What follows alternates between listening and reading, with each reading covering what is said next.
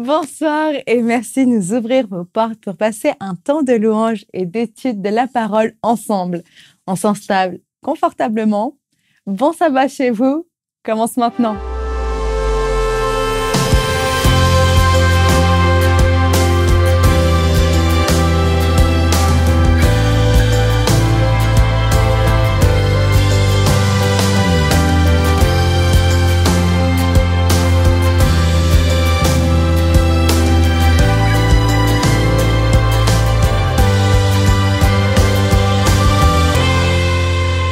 J'étais en train de lire la Bible et voilà ce que j'ai vu.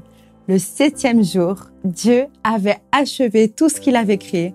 Alors, il se reposa en ce jour-là de toutes les œuvres qu'il avait accomplies. Dieu s'est reposé de sa semaine. J'aime bien cette idée. En plus, il nous demande de lui ressembler.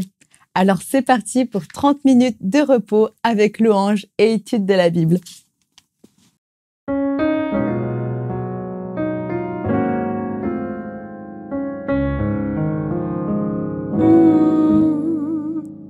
Fixe les yeux sur le Maître, viens sous son merveilleux regard, et tu seras dans tout ton être vivifié pour lui ta part. Quand écrasé, courbant la tête, tu te nourris de tes malheurs, ou que le désespoir te guette, te livrant au pire frayeur. Fixe les yeux sur le Maître, viens sous son merveilleux regard, et tu seras dans tout ton être vivifié pour lui ta part. Quand ton cœur même devient tiède en perdant ton premier amour, quand lassé du pèlerinage,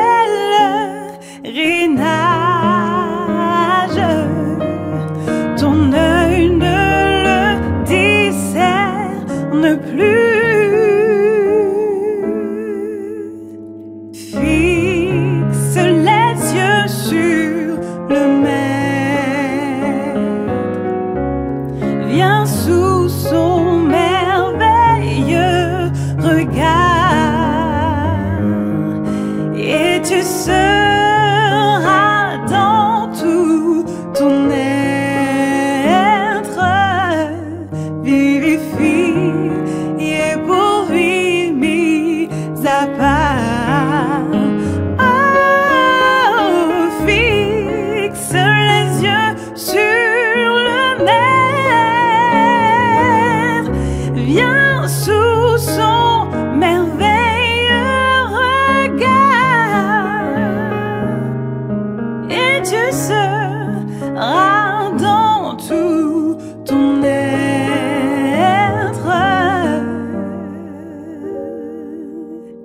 vivifié pour lui mis à part.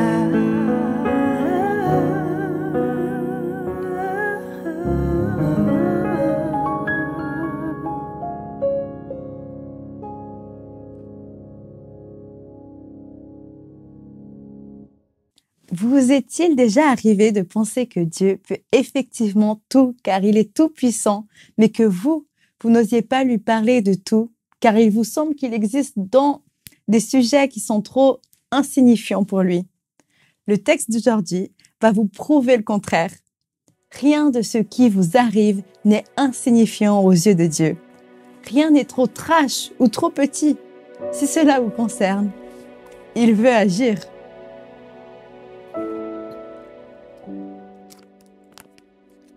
Bonsoir. Bonsoir et bon sabbat chez vous. Ça me fait plaisir de partager cette soirée, ce début de sabbat avec vous, chez vous. De quoi allons-nous traiter ce soir? D'un miracle de Jésus, mais ça vous le saviez déjà, puisque nous sommes justement dans la série Les miracles de Jésus. Mais c'est un miracle, comme tous les miracles par définition, peu commun. Celui qui, par la foi, peut tout. Et au final, on pourrait se demander si c'est Jésus qui fait le miracle ou si c'est celle qui est guérie qui fait le miracle. C'est ce que nous allons voir à présent. La foi qui peut tout, c'est l'histoire d'une femme qui avait des pertes de sang. Vous connaissez l'histoire, bien évidemment. D'ailleurs, les synoptiques, c'est-à-dire Matthieu, Marc et Luc, en parlent tous les trois. Et où est-ce qu'ils ont placé cette histoire, tous les trois?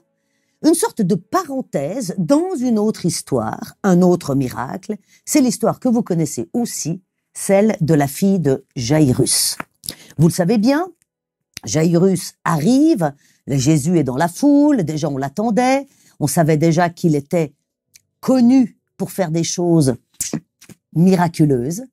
Et voilà que Jairus se présente et lui demande un miracle pour sa fille qui se meurt pour certains, c'est-à-dire Marc et Luc, et pour d'autres qui est déjà morte, c'est-à-dire Matthieu. Alors, dans le cadre de cette histoire où Jésus va se rendre chez Jairus, pressé par la foule, eh bien là, il va lui-même vivre quelque chose d'étonnant. Il va sentir une force qui sort de lui. Et même si on connaît bien l'histoire, je vous propose de la lire dans l'évangile de Matthieu, au chapitre 9, dès le verset 18.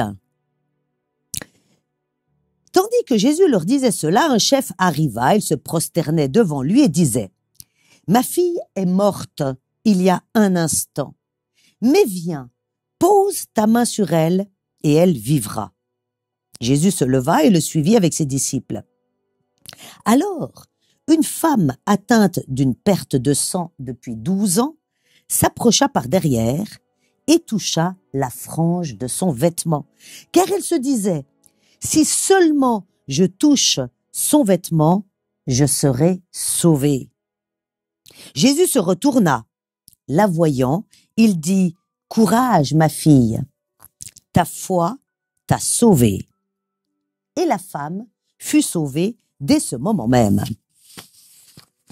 Alors, il s'ensuit, mais uniquement chez Matthieu, naturellement, la résurrection de la fille de Jairus, ça, dans les 3 synoptiques, il y a la résurrection de la fille de Jairus, mais juste après cette résurrection, on arrive à la guérison de 2 aveugles et de celle d'un démoniaque muet.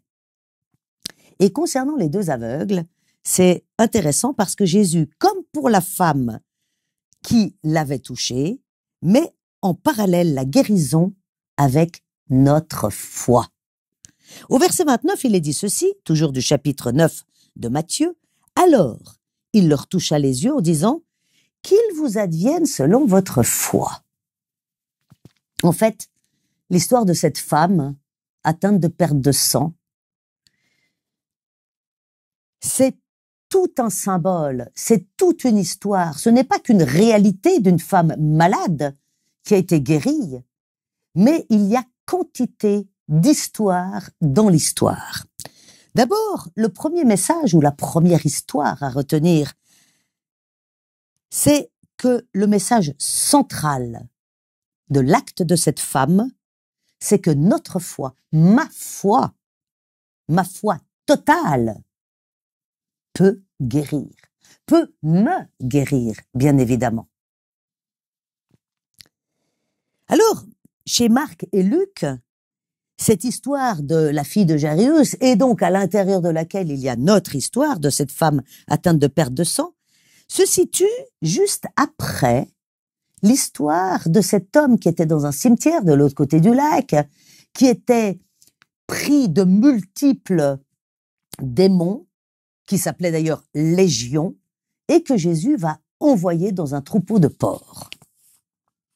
C'est non plus pas anodin que cette histoire chez Marc et Luc arrive après l'histoire du démoniaque. Parce que il y a des chronologies dans les auteurs, si vous les lisez. Certes, ce sont toutes des histoires qu'on connaît bien, on a tendance à oublier parfois des petits détails, mais il y a des chronologies. L'histoire du démoniaque ne se passe pas en Israël, mais de l'autre côté du lac. En territoire, on dirait aujourd'hui Goy, c'est-à-dire non-juif. Et là, il revient.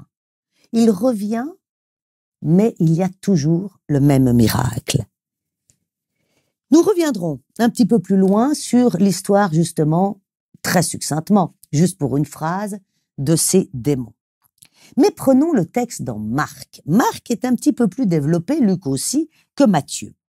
Alors il nous raconte en effet l'histoire de Jairus qui vient et qui demande à ce que Jésus aille chez lui pour sauver sa fille. Puis, si on va donc dans Marc chapitre 5, les versets 25 et suivants, il nous dit ceci. Non, 24 déjà. Il s'en alla, donc Jésus s'en alla avec Jairus, une grande foule le suivait et le pressait de toutes parts. Or, il y avait une femme atteinte de perte de sang depuis 12 ans. Elle avait beaucoup souffert du fait de nombreux médecins et elle avait dépensé tout ce qu'elle possédait sans en tirer aucun avantage. Au contraire, son état s'était plutôt empiré. Ayant entendu parler de Jésus, elle vint dans la foule par derrière et toucha son vêtement. Car elle disait, « Si je touche ne serait-ce que ses vêtements, je serai sauvée. » Vous voyez la foi de cette femme. Elle était convaincue que même d'effleurer Jésus, même pas de le toucher lui, juste son vêtement, elle serait sauvée. C'est intéressant parce que le texte dit sauvée et non guérie. J'y reviendrai. Verset 29, aussitôt sa perte de sang s'arrêta et elle sut dans son corps qu'elle était guérie de son mal. Jésus sut aussitôt en lui-même qu'une force était sortie de lui. Il se retourna dans la foule et se mit à dire « Mais qui a touché mes vêtements ?» Jésus se rend compte parce que quelque chose qu'il n'a pas maîtrisé sort de lui. Et c'est ainsi qu'il sait qu'il a été touché. Naturellement, vous connaissez le reste de l'histoire. Les disciples lui disent « Mais attends, tu es complètement entouré de tout le monde qui te heurte en permanence et tu demandes qui t'a touché. » Et alors, au verset 33, sachant ce qui lui était arrivé, la femme, tremblant de peur, vint se jeter à ses pieds et dit toute la vérité. Jésus lui dit « Ma fille, ta foi t'a sauvée. Va en paix et sois guérie de ton mal. » C'est quand même intéressant de voir que être sauvé vient avant être guéri. Alors,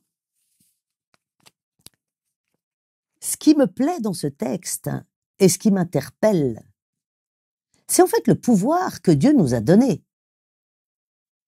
Le pouvoir d'arracher une force qui sort de Jésus, j'allais dire presque sans son contrôle.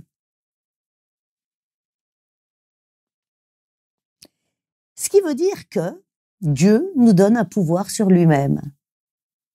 Dieu nous donne le pouvoir de lui arracher des bénédictions, le pouvoir de nous sauver. J'allais dire presque nous-mêmes. Mais ne me faites pas dire non plus ce que je n'ai pas dit. Hein? Le salut est en Jésus-Christ. Nul ne va au Père que par Jésus-Christ. Donc si je veux être sauvé, je dois passer par Christ. Mais c'est ce passage qui fait toute la différence. Et qui désire y aller ou non, si ce n'est soi-même? Cette décision n'appartient qu'à moi-même, qu'à vous-même, qu'à chacun d'entre nous. Personne ne peut vous obliger à aller à Christ, si ce n'est votre propre vouloir, votre propre désir. Revenons dans le même texte, mais cette fois chez Luc. Luc au chapitre 8 et les versets 40 et suivants. À son retour, donc il revient de ce lieu de l'autre côté du lac où il a guéri un homme de ses multiples légions, j'allais dire légions, mais justement ça s'appelait légion, de ses multiples démons. Il revient et de nouveau on a l'histoire de Jairus qui interpelle Jésus et la foule qui se presse autour de Jésus. Et là on nous dit de nouveau qu'il y avait une fille, Jairus, qui avait environ 12 ans. Étonnamment, Luc va dire que la fille de Jairus a 12 ans et va nous rappeler, comme Marc et Matthieu d'ailleurs aussi, que cette femme qui est atteinte de perte de sang est atteinte depuis 12 ans. Comme vous le savez peut-être, les chiffres en hébreu ont une grande signification. Le 12 signifie des cycles. Et c'est pas un hasard si, justement, la bar mitzvah, le fait de passer de l'âge de l'enfance à l'âge de l'adulte spirituel, si l'on veut, dans le monde juif, se fait à 12-13 ans. Et c'est pas pour rien que Jésus avait 12 ans lorsqu'il était dans le temple. Et la fille de Jairus a 12 ans. Et cette femme, depuis 12 ans, a des pertes de sang. Ce sont des cycles. Le chiffre 12 indique des cycles. Et suite à un cycle, en général, avec un peu de chance, il y a un autre cycle. En l'occurrence, pour la fille de Jairus, une renaissance, puisqu'elle dormait, c'est-à-dire qu'elle était morte et que Jésus va la ramener à la vie, et que cette femme qui depuis 12 ans souffre, a eu un cycle et va passer à un autre cycle, celui du salut, de la paix et de la guérison. Luc nous dit aussi qu'elle s'approche par derrière et toucha la frange du vêtement de Jésus. Donc même pas le vêtement, encore plus simple, la petite frange, juste là, le bord du vêtement de Jésus. Et à l'instant même, nous dit le texte chez Luc, au verset 44, sa perte de sang s'arrêta. Et Jésus de nouveau dit « Qui m'a touché ?» Tous s'en défendaient. Pierre dit « Mais maître, les foules te serrent et te pressent. » Jésus répondit « Quelqu'un m'a touché.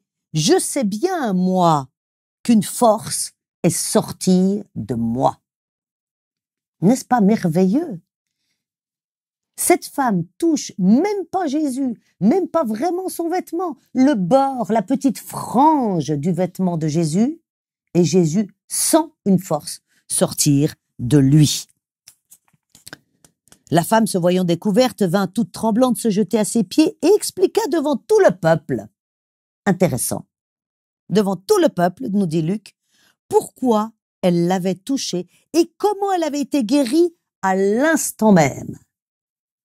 C'est intéressant de voir qu'il y a une sorte de confession publique. Mais quelle confession publique? J'ai touché Jésus et je suis guérie. Oui, ça elle le dit. Mais qu'est-ce qu'elle dit avant? Avant, elle dit qu'elle avait des pertes de sang quasi discontinues.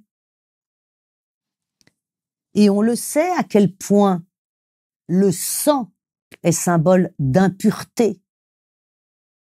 Voilà pourquoi, dans l'histoire et la parabole du bon samaritain, le Lévite ne veut pas toucher un homme ensanglanté. Il va être impur jusqu'au soir. Quelle catastrophe! Autant laisser crever quelqu'un au bord de la route. Pas être impur jusqu'au soir. Cette femme était impure en permanence, ce qui veut dire que les hommes ne pouvaient pas la toucher, ce qui veut dire que même une autre femme n'allait pas la toucher, elle était aussi impure si elle la touchait.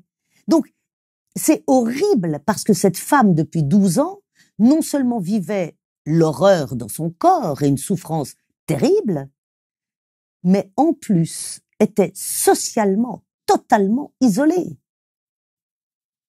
C'est peut-être d'ailleurs pour ça qu'elle n'ose pas toucher Jésus lui-même, mais juste le bord de son vêtement. Mais elle est convaincue, elle le sait. Si seulement je peux toucher le bord de son vêtement, je serai guérie. C'est une assurance pour elle. J'allais dire c'est une évidence. Est-ce la même évidence pour nous d'arracher des bénédictions à Jésus?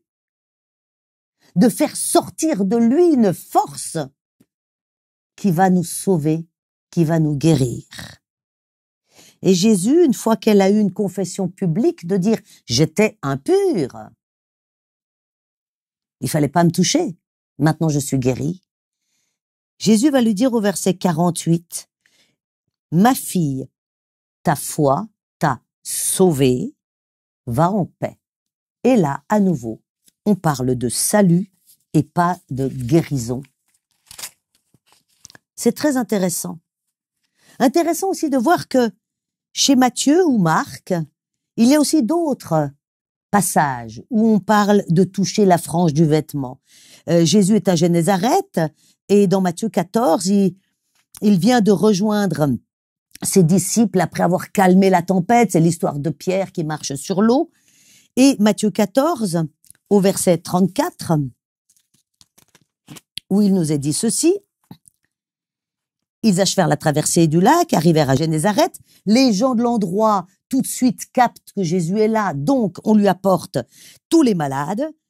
Au verset 36, il nous est dit, on le suppliait de leur laisser toucher, ne serait-ce que la frange de son vêtement. Et tous ceux qui le touchèrent furent sauvés. Il se trouve qu'on a exactement la même histoire. C'est sûr, puisque ce sont les synoptiques dans Marc au chapitre 6 et au verset 56, où il est dit ceci.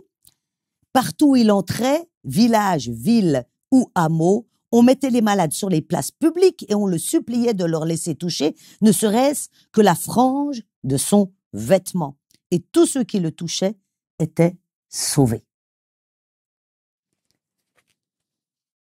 On ne nous parle même pas d'avoir accès en direct avec Jésus, mais juste de toucher la frange de son vêtement. Et un texte que tout le monde connaît, c'est celui de Jésus qui discute avec Nicodème. Nicodème qui est un monsieur d'un certain âge, qui vient voir un jeune homme, entre guillemets, 30 ans, et qui l'appelle Rabbi, alors que lui-même était un docteur de la loi. Et on sent bien que là, ça n'a rien d'humiliant ou de ridiculisant pour Jésus. Ce n'est pas une moquerie lorsque Nicodème l'appelle Rabbi. Au contraire, on sent qu'il y a une certaine humilité chez cet homme. Et Jésus va lui dire un texte qu'on a aussi étudié et repris lors de nos écoles du sabbat précédentes, c'est par rapport au jugement et au salut. Jean 3, 17. Dieu, en effet, n'a pas envoyé son Fils dans le monde pour juger le monde, mais pour que, par lui, le monde soit sauvé. Oublions un peu le jugement de Dieu. On l'a vu, ce sont des notions qui nous échappent, qui sont avec des mots très humains, mais qui font peur. Or, Christ, clairement, est venu sur terre à contrario pour nous montrer l'amour, la bienveillance, la bonté infinie de Dieu à notre égard. Il est venu pour nous sauver. Nous sauver de quoi? Du pétrin dans lequel on s'est mis. La mort, les maladies, la destruction, le vieillissement, la souffrance, et j'en passe, la liste est très très très très longue. Et Christ, avec un mot, nous apporte la délivrance. Être sauvé. Va en paix, ta foi t'a sauvé, dit-il à cette femme. Va en paix. N'est-ce pas déjà rien qu'un cadeau, ça, être en paix? Et en paix pourquoi? Parce que je suis sauvé. Tel est le message que Christ est venu nous apporter. Et tel est le message de cette histoire relatée d'une femme impure, parce que saignant tout le temps, isolée socialement, qui va retrouver la paix. La paix parce qu'elle va pouvoir être à nouveau avec d'autres. La paix parce qu'elle va être guérie, elle ne va plus être dans la souffrance. Et sauvée parce qu'elle aura compris aussi quelque chose de plus dans cette aventure. Que la vie ici n'est qu'un chemin, mais que Dieu nous réserve encore plus que la paix et la guérison ici-bas. Il nous propose l'amour et la vie éternelle dans cet amour. Ça, c'est un cadeau.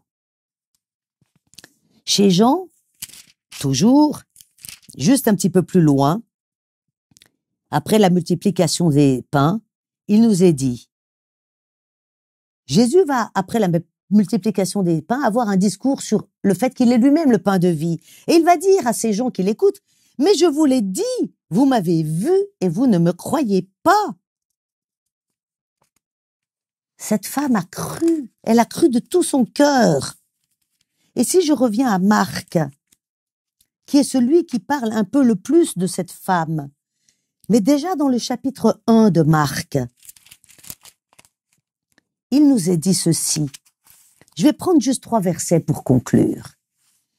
Au verset 15, Marc 1, verset 15. Jésus disait, « Le temps est accompli et le règne de Dieu s'est approché. Changez radicalement et croyez à la bonne nouvelle. » Et du temps de Jésus, on sait à quel point ils ont eu du mal à croire la bonne nouvelle. Et de notre temps, est-ce que c'est différent? Bien sûr que non. De notre temps, on ne veut plus de cette bonne nouvelle. On veut être athée, on veut être agnostique, on veut être, j'en sais rien, moi, écolo, on veut être bouddhiste, on veut être plein de choses. La bonne nouvelle. C'est quoi cette bonne nouvelle? C'est la paix dans le cœur, c'est l'amour de Dieu immense qui ne nous juge pas. Si nous allons à lui, si nous avons cette foi de croire à ce qu'il a dit. Je ne suis pas venu pour sauver le monde, pour juger le monde, excusez-moi, mais pour sauver le monde. Au verset 23, on est dit qu'il était dans la synagogue et qu'il y avait un homme possédé d'un esprit impur qui s'écria « Pourquoi te mêles-tu de nos affaires, Jésus de Nazaréen, es-tu venu pour notre perte? Je sais bien qui tu es, le Saint de Dieu. » Ce qu'il y a quand même d'intéressant dans ces histoires, c'est que les démons, eux, savent qui est Jésus, savent quel est le pouvoir qu'il a. Et d'ailleurs, sont sous son pouvoir aussi, puisque rappelez-vous justement, et j'y reviens, l'histoire de la guérison de cet homme du cimetière, dont les esprits et les démons qui s'appellent légion vont finir dans un troupeau de 2000 bêtes, de porcs, nous dit-on, qui vont se jeter dans l'eau. Mais il demande l'autorisation à Jésus d'y aller. Alors si les démons croient à Jésus et à son pouvoir, pourquoi nous, on n'y croirait pas? C'est quand même le monde à l'envers, cette histoire. Un peu plus loin, Marc 1, verset 40, un lépreux. On nous dit dans d'autres traductions, un homme qui avait des pustules et qui était impur. Vient, et là aussi il dit, si tu le veux, tu peux me guérir. Donc comme cette femme, lui aussi qui vit l'impureté, cette femme est dans l'impureté depuis 12 ans, dans l'isolement depuis 12 ans. Et elle sait que Jésus, et le fait de toucher son vêtement, va agir en sa faveur. On nous dit de cet homme que, juste après, la lèpre le quitta, il était pur. Ce que j'aime dans notre histoire, c'est que la femme a pris de force et par la foi le pouvoir de guérison de Jésus. Et du coup, elle est devenue pure. Elle a été sauvée. Sauvée vient avant le fait qu'elle a été guérie. Et ça, je crois que c'est une notion qu'il ne faut pas oublier. Parce que vous me direz, mais combien de fois avons-nous prié avec la foi pour une guérison qui n'est pas intervenue? Est-ce parce que vous avez pas eu assez de foi? Je ne pense pas. Je pense juste que parfois, on met un peu la charrue avant les bœufs. Le salut est bien plus important que la guérison. Et c'est ça que Jésus est venu nous apporter. Le salut. D'être sauvé. Et ça veut dire quoi d'être sauvé? Ça veut dire redevenir comme le premier Adam, ou pour les femmes impures, ou nous, les femmes, redevenir comme la première Ève. C'est-à-dire parfaite dans un Éden parfait, en présence permanente de notre Seigneur. Ce Seigneur qui se balade dans le jardin et qui vient nous parler et qui, lorsqu'on disparaît, a la bonté de nous dire « Où es-tu » ? Alors, puissions-nous, nous aussi, comme cette femme, dans Marc chapitre 5, au verset 28, qui dit « Si je touche ne serait-ce que ses vêtements, je serai sauvée. » Aussitôt sa perte de sang s'arrêta, et elle sut dans son corps qu'elle était guérie de son mal. Et Jésus sut aussitôt en lui-même qu'une force était sortie de lui. Et il lui dit d'ailleurs, « Ta foi t'a sauvé. » Il lui dit pas « Ta foi t'a guéri », « Ta foi t'a sauvé. » Alors, je vous souhaite, je nous souhaite d'avoir comme cette femme une foi entière en Jésus-Christ, notre Sauveur, et que nous puissions ainsi guérir de ce monde et vivre aujourd'hui et maintenant le salut qu'il nous offre, et ça, sans retenue. C'est ce que je vous souhaite pour ce début de sabbat. Très bon sabbat chez vous.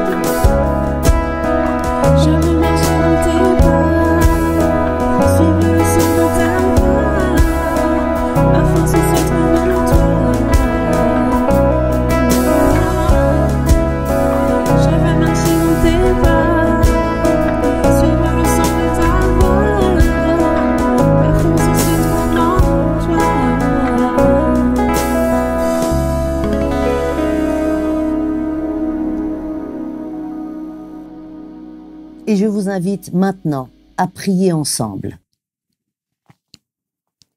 Seigneur notre Dieu, Seigneur Jésus notre Sauveur, merci, merci de cet amour que tu es venu nous rappeler, en venant le vivre toi-même, en ayant tout quitté pour nous. Un monde idéal, un monde parfait, un monde sans souffrance, eh bien tu l'as abandonné, pour venir chez nous, nous montrer le chemin, pour venir aussi te faire voler ton pouvoir par notre foi, pour nous guérir, pour nous sauver, pour nous donner la paix. Seigneur, c'est dur à réaliser tout ce que tu as fait. Comment te remercier? Nous savons que c'est toi qui donnes la foi. Alors aie pitié de nous. Donne-nous de cette foi qui déplace les montagnes, de cette foi qui peut t'arracher une force de toi-même, rien qu'en effleurant le bord de ton manteau. Seigneur, je te demande la guérison pour tous ceux qui souffrent, mais surtout le salut pour tous ceux qui te recherchent. Donne-nous de ton esprit le consolateur, parce que tu ne nous laisses pas seuls. Tu nous as promis qu'il y aurait quelqu'un après ton départ physique, et nous le ressentons, cet esprit, ô combien de fois en nous. Alors envahis nos cœurs, nos corps, afin de nous guérir, de nous amener déjà maintenant ce salut pour lequel tu es venu nous montrer le chemin. Merci Seigneur pour cet amour. Nous voulons te rendre gloire pour tout cela, pour toutes tes bontés envers nous. Et te prions, reviens bientôt Seigneur, afin que nous soyons réellement en ta présence pour l'éternité, parce que tu nous offres ce salut-là, d'être toujours avec toi. Aide-nous à le voler, ce salut, en nous approchant toujours plus, chaque jour, de toi. C'est ce que je te demande en ton nom Jésus-Christ. Amen. Vous avez écouté le message d'une femme présentant une autre femme, mais le contenu s'applique à tous. Je suis certain que nous avons tous une application personnelle de cette histoire. Nous pouvons tous toucher le manteau de Jésus ce soir. Je nous le souhaite. Sur ces mots, je vous dis à très bientôt.